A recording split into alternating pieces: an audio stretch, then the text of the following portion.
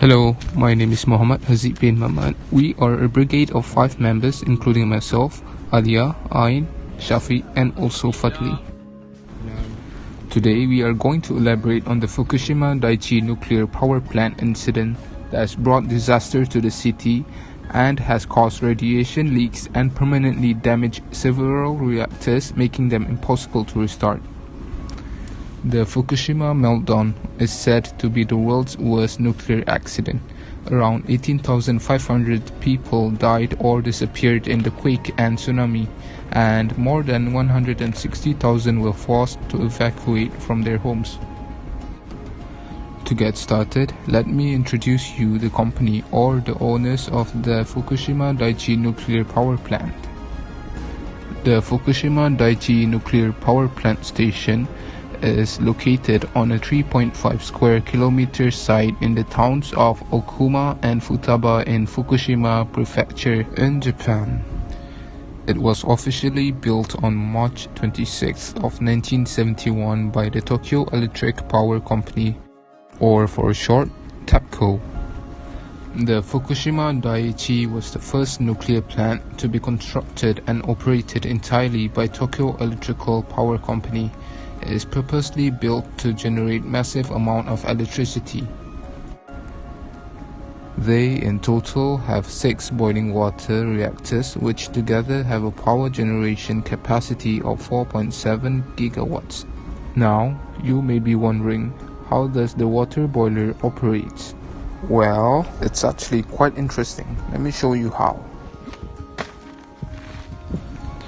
Firstly, the boiling water reactor has only one single system combining feed water and steam.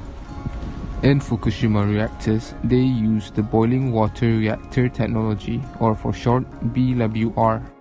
The process starts when the boiling water from the core evaporates and produces steam that will directly flow to the turbine.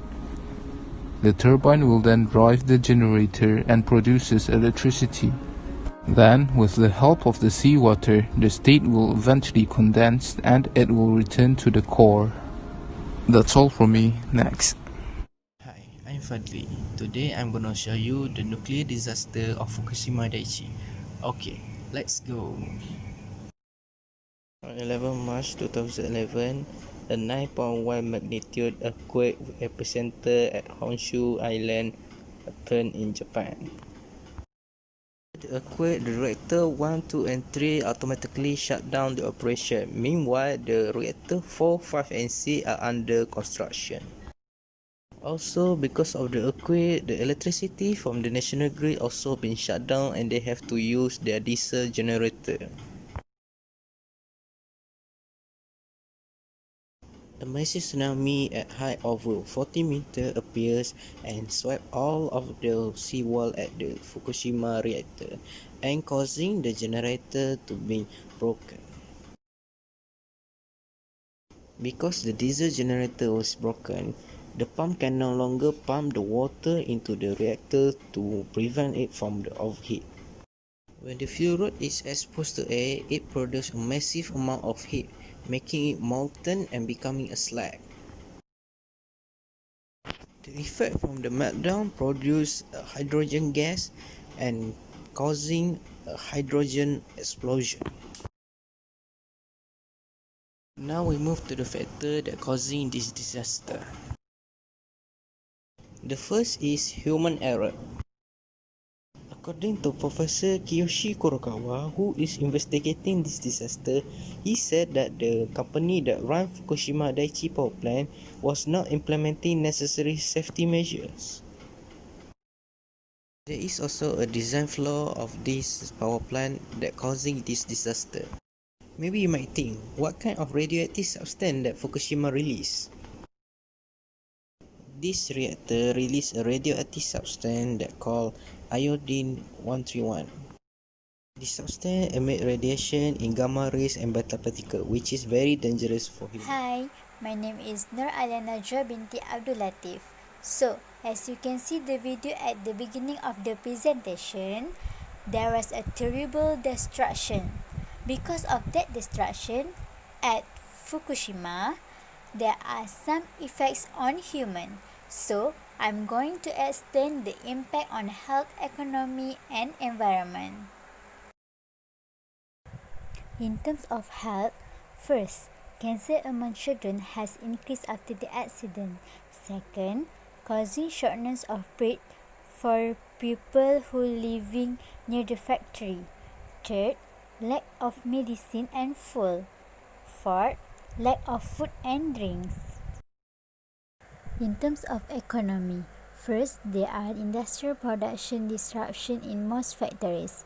Second, long-term problem of building reconstruction costs. Last, long-term environment that requires a costly cleaning effort. While in the terms of environment, damage to nuclear power plants causes severe radiation leakage can indirectly be detrimental of health. The area that affected by the radiation will destroy urban parts. Second, destroy of nuclear power plants. In addition, sea wave flood the bottom of building and turn off the safety diesel generator. Due to this exploding, there were about 20,000 people who died and missing. For the next point about Fukushima exploding, will explain by my friends. That's all from me. Thank you. Assalamualaikum warahmatullahi wabarakatuh. My name is Nurain Syahira binti Muhammad Sakri. So now I will continue for the next point about the incident that happened in Fukushima, Japan.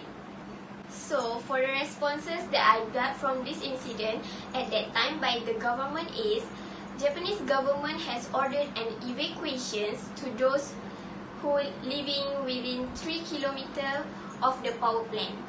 Other than that, the government had to expand the evacuation area to 20 kilometers from the scene. And for those who are living within a distance of 20 to 30 kilometers, were instructed to stay at their homes. Despite of that, the iodine tablets have been distributed to the public by the municipality responsible for reducing the risk of thyroid cancer. For the moral that we can get from this incident is the government should take full responsibility in the case of providing protection to victims and property. Despite of that, increased aspect of preparedness and safety should be taken into account in the future development of nuclear energy.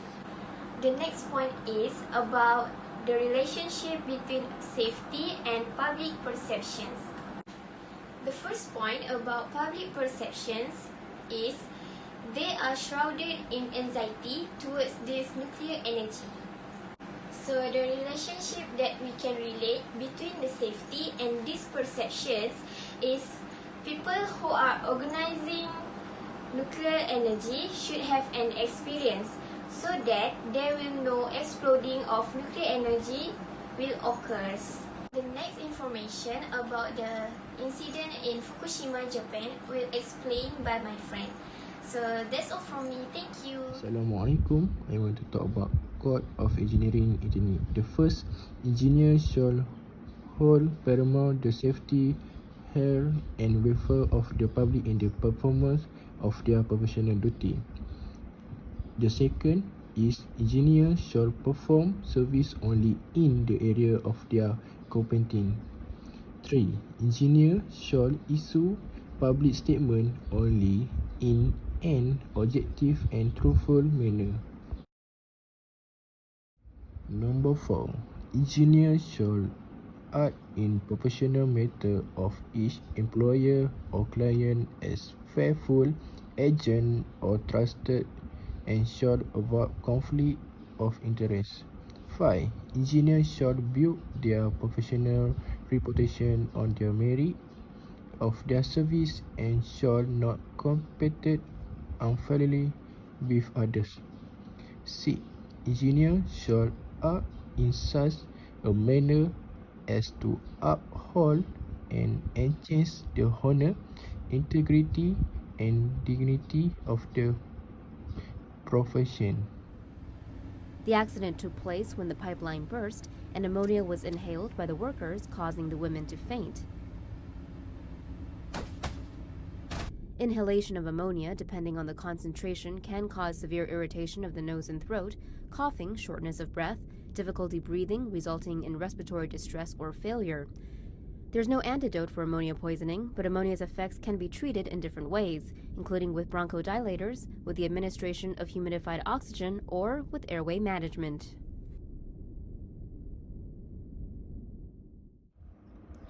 I will describe an accident that happened in Malaysia that has similarity to the accident that happened in Fukushima. The accident happened at a factory in Kulim Heights on 2 February 2020. A total of 59 people were exposed to ammonia gas. The accident was caused by an ammonia gas leak.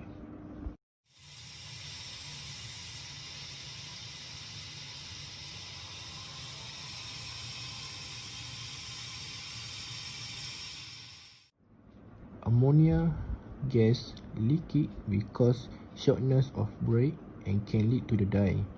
This disadvantage is similar to the effect of the accident that occurred in Fukushima. A total of 49 people suffered from vomiting and 10 people were sent to the hospital and treated in the yellow zone.